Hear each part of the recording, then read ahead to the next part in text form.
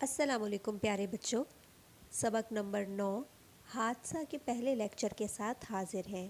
اپنی اردو کی کتاب کھولیں اور صفحہ نمبر 27 پر خاکہ بنا لیں، یعنی دن اور تاریخ لکھ لیں۔ یہ سبق دو دوستوں کو ان کی منمانی اور لاپرواہی کی وجہ سے پیش آنے والے خطرناک حادثے کے بارے میں ہے۔ آئیے اس سبق کی بلند خوانی کرتے ہیں۔ دو دوست عرفان اور زہیب ایک ہی اسکول میں پڑھتے تھے۔ اسکول خاصا دور تھا، ان کے راستے میں کھیت اور کچھ گھر بھی آتے تھے۔ وہ پہاڑی علاقہ تھا، ایک طرف ایک پل بھی بنا ہوا تھا، اس پر سے ریل گاڑیاں گزرتی تھیں۔ پل ان کے اسکول کے راستے سے ہٹ کر تھا۔ دونوں کبھی سائیکل پر اور کبھی پیدل اسکول جاتے۔ عرفان مہم جو تھا، اس کا دل چاہتا تھا کہ وہ اسکول آتے جاتے ضرور روز کے راستے سے ہٹ کر چلا کرے۔ اسے نئے راستے ڈھونڈنے میں مزہ آتا تھا۔ کبھی کبھی وہ زہیب کو راضی کر لیتا اور چھٹی کے بعد وہ راستے میں پڑنے والے ایک باغ میں چلے جاتے۔ وہ باغ ایک بوڑھے آدمی کا تھا جنہیں وہ چاچا میاں کہتے تھے۔ وہ اس وقت عام طور پر اپنے کمرے میں آرام کر رہے ہوتے تھے۔ وہ دونوں چپکے چپکے درختوں پر چڑھتے۔ عرفان تو کبھی کبھی کوئی پھل بھی کھا لیتا، جبکہ زہیب ایسا نہ کرتا۔ باغ میں کسی نے ایک ٹائر کو درخت پر رسی سے باندھ کر جھولے کی طرح لٹکا دیا تھا، جس پر وہ جھولا جھولتے تھے۔ ایک دن چاچا میاں کسی کام سے کمرے سے نکل آئے تو دونوں ڈر کر بھاگے اور گرتے پڑتے گھر پہنچے۔ اس واقعے کے باوجود عرفان زہیب کو باغ میں لے جاتا۔ کبھی تو وہ چپکے سے جھولا جھول کر آ جاتے اور کبھی چاچا میاں کی ڈانٹ کھا کر بھاگتے۔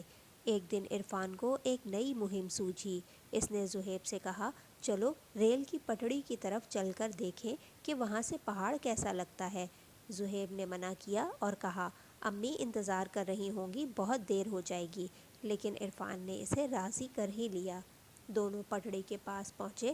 واقعی وہاں سے پہاڑ ایک دیو کی طرح لگ رہا تھا اور اس پر چلتے پھرتے جانور اور انسان چھوٹے چھوٹے کھلونوں کی طرح لگ رہے تھے۔ عرفان نے کچھ بچوں کو بکریاں لے کر اس طرف آتے دیکھا تو اس کے ذہن میں ایک شرارت آئی۔ اس نے زہیب سے کہا، میں اس لوہے کے ستون کو پکڑ کر لٹکتا ہوں، تم ان بچوں سے کہنا کہ بچاؤ، یہ یہاں لٹکا ہوا ہے، اسے اتارو۔ جب وہ پاس آئیں گے تو میں چھلانگ مار کر اتر آؤں گا، اور ایسا کرو زہیب، تم پل سے نیچے چلے جاؤ۔ زہیب جیسے ہی نیچے پہنچا، عرفان ستون پکڑ کر لٹک گیا۔ زہیب نے شور مچانا شروع ہی کیا تھا کہ اس نے ایک زبردست چنگاری عرفان کے پاس سے نکلتی دیکھی اور عرفان کو اڑ کے پٹڑی پر گرتے دیکھا۔ زہیب بہت بری طرح ڈر گیا۔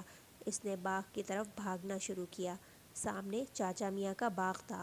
وہ بھاگتا ہوا چاچا میاں کے پاس گیا اور ان سے مدد کے لیے کہا۔ چاچا میاں بھاگتے ہوئے پل پر چڑھے۔ سگنل نیچے تھا اور سبز بتی جل رہی تھی، ٹرین آیا ہی چاہتی تھی۔ انہوں نے جلدی سے عرفان کو گھسیٹ کر پٹڑی سے ہٹایا۔ ان کے ہٹاتے ہی ٹرین ان کے بالکل پاس سے گزری۔ زہیب نے اللہ کا شکر ادا کرتے ہوئے سر اٹھا کر دیکھا تو لوہے کے ستون پر ایک بڑا سا بورڈ لگا تھا، جس پر خطرے کا نشان بنا تھا اور لکھا تھا، خبردار، یہاں سے بہت زیادہ طاقت کی بجلی کی رو گزر رہی ہے۔ اف، زہیب نے سوچا، اگر ہم نے یہ پہلے دیکھ لیا ہوتا تو ہم کبھی یہ حرکت نہ کرتے۔ چاچا میاں زہیب اور کچھ اور لوگوں کی مدد سے عرفان کو ہسپتال لے گئے۔ ڈاکٹر نے بتایا کہ ان کو بہت زور سے بجلی کا جھٹکا لگا ہے۔ اللہ تعالیٰ نے کرم کیا کہ یہ بچ گئے۔ عرفان کے سر کے سارے بال بجلی کے جھٹکے کی وجہ سے جھڑ گئے۔ وہ کئی دن تک بول نہیں سکا۔ آہستہ آہستہ علاج کے بعد وہ دوبارہ بولنے کے قابل ہوا۔ بعد میں اس واقعے کو یاد کر کے وہ کہتا تھا، پتہ نہیں میں نے یہ سب کیوں کیا۔